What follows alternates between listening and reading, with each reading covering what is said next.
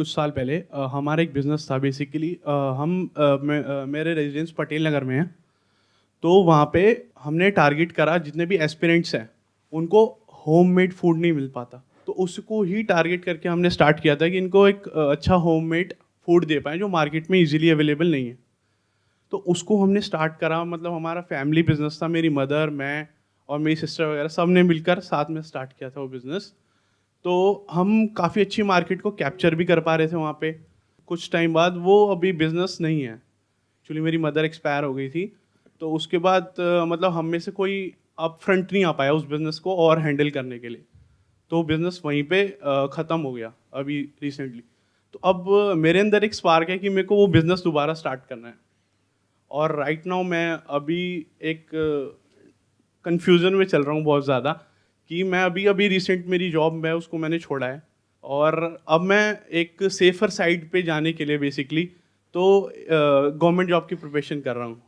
सबसे पहले आपके इस कन्फ्यूजन को ख़त्म करते हैं कि आपको गवर्नमेंट जॉब की तैयारी करनी चाहिए या वो लोग जो गवर्नमेंट जॉब की तैयारी कर रहे हैं आपकी लोकेलिटी में, पटेल नगर के पास में राजेंद्र नगर है, यस यूपीएससी। वो पूरा यूपीएससी एस्पिरेंट्स का गढ़ है। यस वहाँ पे हज़ारों यूपीएससी एस्पिरेंट्स हैं और बहुत सारे पीजी होंगे वहाँ पर। सर। वहाँ पर लोग रह रहे हैं, तैयारी कर रहे हैं और उनको घर का खाना चाहिए। ये एक एक्चुअल नीड है। Yes sir, need. और ऐसा नहीं है आप अकेले हो जिन्होंने ये किया, और भी बहुत लोग ऐसा कर रहे हैं आज की डेट में। मैं ठीक कह रहा हूँ, गलत कह रहा हूँ? बहुत सर, लोग कर रहे हैं। बहुत कंपटीशन काफ़ी है। जैसे कोई कैसीनो होता है, वहां पर जो लोग खेलते हैं वो ज्यादा कमाते हैं या कैसीनो ज्यादा कमाता है? ऐसे ही जब गोल्ड रश होता है तो वो लोग जो टूल सप्लाई करते हैं गोल्ड की डिगिंग के लिए, वो लोग सबसे ज्यादा पैसा कमाते हैं क्योंकि सबको गोल्ड चाहिए। Yes sir. सबको यूपीएससी को क्रैक करना है। Yes sir. सीट्स बहुत ही कम है, बहुत ज़्यादा। तो this is kind of a jackpot, kind of a gold rush कि अगर ये हो गया तो मजा आ जाएगा। तो इसमें सबसे ज्यादा पैसा वो लोग कमा रहे हैं जो टूल सप्लाई कर रहे हैं, यानी कि कोचिंग इंडस्ट्री, और वो सब जो उस कोचिंग इंडस्ट्री को डायरेक्टली या इनडायरेक्टली सपोर्ट कर रहे हैं या उसके साथ में जुड़े हुए हैं।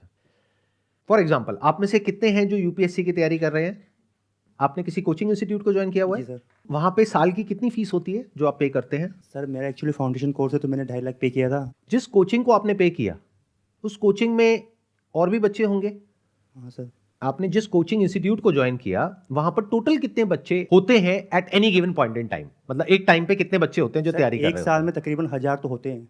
उन 1000 में से कितनों का होता है, कितनों का नहीं होता है एक्चुअल में? वो नहीं, वो जो कोचिंग वाले दिखा रहे हैं। सर कभी कभी तो होता ही नहीं, किसी कोचिंग से, हमारी कोचिंग से अभी पिछले 2 साल में किसी का नहीं हुआ है। और वो बता रहे हैं कि किसी का नहीं हुआ है? नहीं सर, बता नहीं रहे, वो तो बोल रहे हैं कि 18 जो 12-20 उसमें से 18 हमारे हुए हैं। बट आपको कैसे पता कि किसी का नहीं हुआ है? सर अंदर की बात पता है। मतलब जो नए बंदे आएंगे उनके लिए तो ये है कि यहां से इस कोचिंग से 18 का हो गया है, बट क्योंकि आप वहीं पे हो, वहीं से निकले हो, तो आपको पता है उनमें से एक का भी नहीं हुआ है। तो क्या ये एक तरह का गोल्ड रश नहीं है? और 2.5 लाख इंटू 1000 करो, कितना हो गया? बताइए कितना हुआ? 25 करोड़ रुपए किसने कमाए? कोचिंग वालों ने। कोचिंग वालों ने। तो क्या एक लॉटरी के टिकट के ऐसा नहीं हो गया कि जो लॉटरी टिकट की कंपनी है उसने 25 करोड़ कमा लिए, और मान लो एक की लग भी गई जॉब, और जिसकी लग गई उसके लिए उसकी वैल्यू मान लो 1 करोड़ है, तो मान लो उसमें 1 करोड़ रुपए खर्च हो गया, 2 करोड़ खर्च हो गया, तब भी 25 करोड़ में से मान लो एक तरीके से 2 करोड़ की इन्वेस्टमेंट करनी भी पड़ गई, तो बुरा है क्या? अगले साल फिर आएगा 25 करोड़। आप लोग अभी हंस रहे हो, लेकिन आप सब ऐसे ही हो। 99.99% लोग ऐसे ही हैं। They are all running here and there in a gold rush. चाहे वो एमएलएम हो, मल्टी लेवल मार्केटिंग, चाहे वो स्टॉक मार्केट ट्रेडिंग हो, ये सब एक गोल्ड रश के जैसा है। यूपीएससी कोचिंग में क्या कभी लॉस हो सकता है? आपका होगा तब भी उनको पैसा मिलेगा, नहीं होगा तब भी मिलेगा। पहले ही ले लिया उन्होंने। पहले ही ले लिया। और कोई रिफंड की पॉलिसी भी नहीं होगी, जैसे अमेजॉन में होता है कि अगर प्रोडक्ट पसंद ना आया तो पैसे वापस। क्योंकि जब तक आपको अंदर की बात समझ आती है तब तक तो बहुत देर हो जाती है। तो अगर सोचना ही है, दिमाग लगाना ही है, तो ये मत लगाओ कि मेरी लॉटरी कैसे लगे। जैसे जो लॉटरी कंपनीज है उसके ओनर क्या कहेंगे आपको मोटिवेट करने के लिए? ये मत सोचो कि लाखों में से इतनों की लॉटरी नहीं लगी। ये सोचो कि एक लॉटरी की टिकट है जो लगने वाली है और वो तुम्हारी ही लगेगी। तुम्हें तो सिर्फ एक ही सीट चाहिए ना। तो लाइफ में अगर कुछ करना ही है तो बेसिक ह्यूमन साइकी को समझो। आपने कहा कि मैं उन एस्पिरेंट्स को घर का खाना प्रोवाइड करूंगा। Yes sir. जब पहले आपने ये किया तो कितने टाइम तक किया था ये काम? Sir around 9 to 10 years. 9 to 10 years, yes sir. which is a long period of time. बहुत बेसिक से स्टार्ट किया था। और कितने लोगों तक आप पहुंच गए थे, यानी कितने लोग ऑर्डर करते थे? पर डे का अगर मैं बताऊं तो अराउंड 70 to 80 टिफिन हम डिलीवर कर देते थे। और एक टिफिन का कितना चार्ज करते थे? अराउंड 50। आज से 8-9 साल पहले। आज की डेट में क्या रेट होगा घर के खाने का जो आता है एक मील का? 80-90। 80 इंटू आप बता रहे हैं कि एक दिन का 70, 80 इंटू 70 अगर हम करते हैं तो 5600 हो गया। तो अगर इसको हम टोटल करते हैं तो महीने का 1,70,000 रुपये हो गया, नियर अबाउट। 1,70,000 रुपये में से आपकी कॉस्ट भी होगी, yes sir. Cost of making, cost of ingredients, cost of delivery. जब इन सारी चीज़ों को हम कैलकुलेट करते हैं तो कॉस्ट आएगी मिनिमम से मिनिमम भी नहीं तो ₹1,00,000। तब हम पर टिफिन कॉस्ट निकालते थे कि अगर हम इसमें दाल डाल रहे हैं, सब्जी डाल रहे हैं, रोटी डाल रहे हैं, चावल डाल रहे हैं और साथ में सैलेड वगैरह सब वो दे कितनी रहे आती थी उस टाइम हैं, पे? तो वो अराउंड 25 to 30 तक रहती थी कॉस्ट। 25 से 30 रुपए। यस और आप तब 50 का बेचते थे। यस यस तो 60% कॉस्ट हो गई of food plus delivery. Yes. Delivery delivery की डिलीवरी खुद ही करते थे। डिलीवरी उस टाइम पे खुद करते थे। Yes. बट आज की डेट में आप डिलीवरी के लिए एक पर्सन भी रखते हो और उसको कोई कन्वेंस देते हो यस यस। डिलीवरी करने के लिए, तो आपका महीने का कम से कम भी जो खर्चा आएगा वो 20,000 रुपये आएगा। तो 60% कॉस्ट आ गई, मतलब 1.5 लाख रुपए में से मान लो 60% हो गया 90,000 रुपये प्लस 20,000 रुपये, 1,10,000 रुपये। तो आपको बचा नियर अबाउट 40 से 50,000 रुपये महीना। यस। अब देखते हैं इसका ऑल्टरनेटिव क्या है, कि अगर आप ये नहीं करते तो आप क्या कर सकते हो। अगर मान लो ये बिजनेस आप नहीं करते तो आप जॉब करोगे? Yes sir. राइट नाउ मतलब एक्सपेंसेस चलाने के लिए जॉब तो इस समय करनी पड़ेगी। पहले वाली जॉब आपने छोड़ी थी वो कितने पे छोड़ी थी? 45। 45-50,000 आप आज की डेट में अर्न कर सकते हो जॉब करके, और बिजनेस करके भी अर्न करोगे 40 से 50,000 रुपये।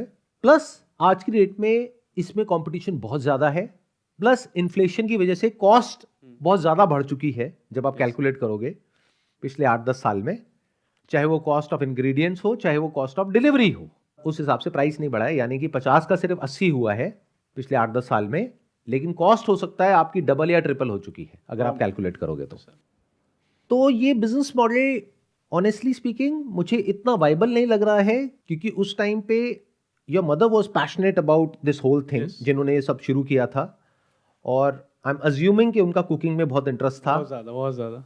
तो आज अगर आप ये करते हो तो सबसे बड़ा क्वेश्चन मार्क ये आएगा कि कुकिंग कौन करेगा? क्या उसके लिए आप किसी को हायर करोगे या खुद करोगे? सर हायर करेंगे। तो वो एक और कॉस्ट आ गई।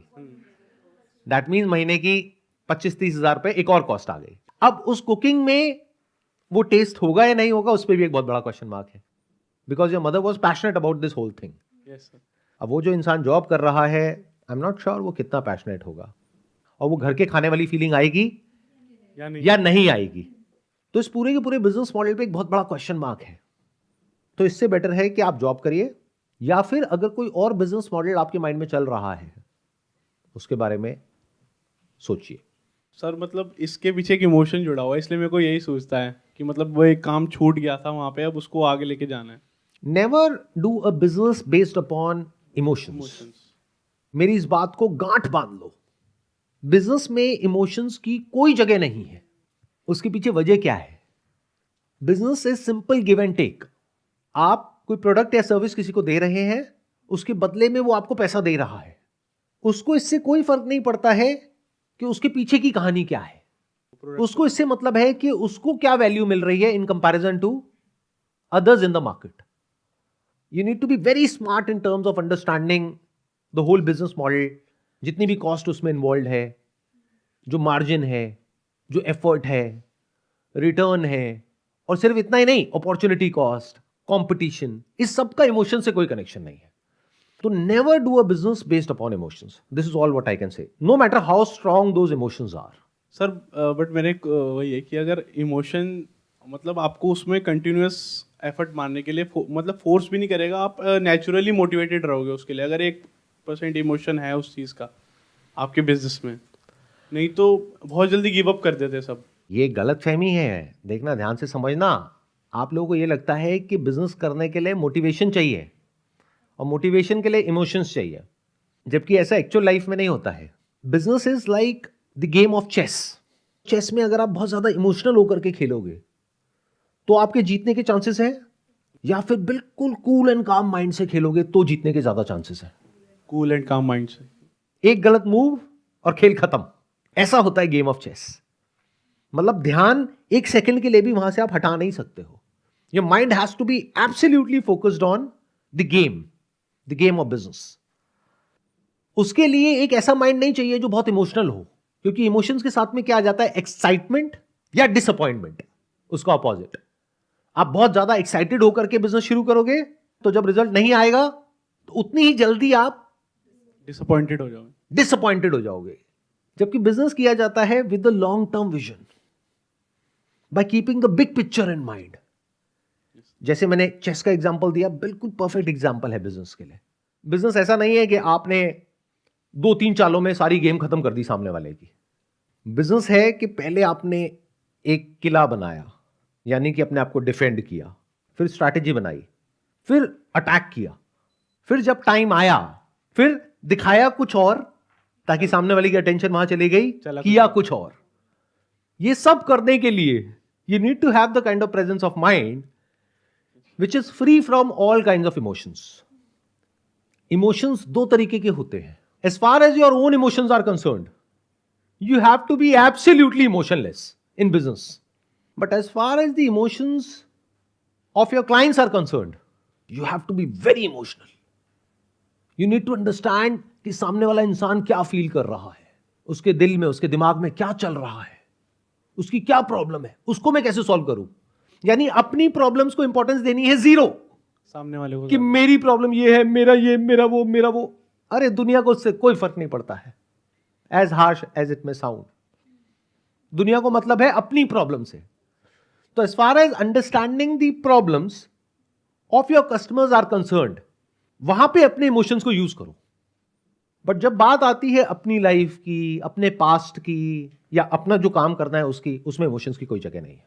उसमें you need to be absolutely practical.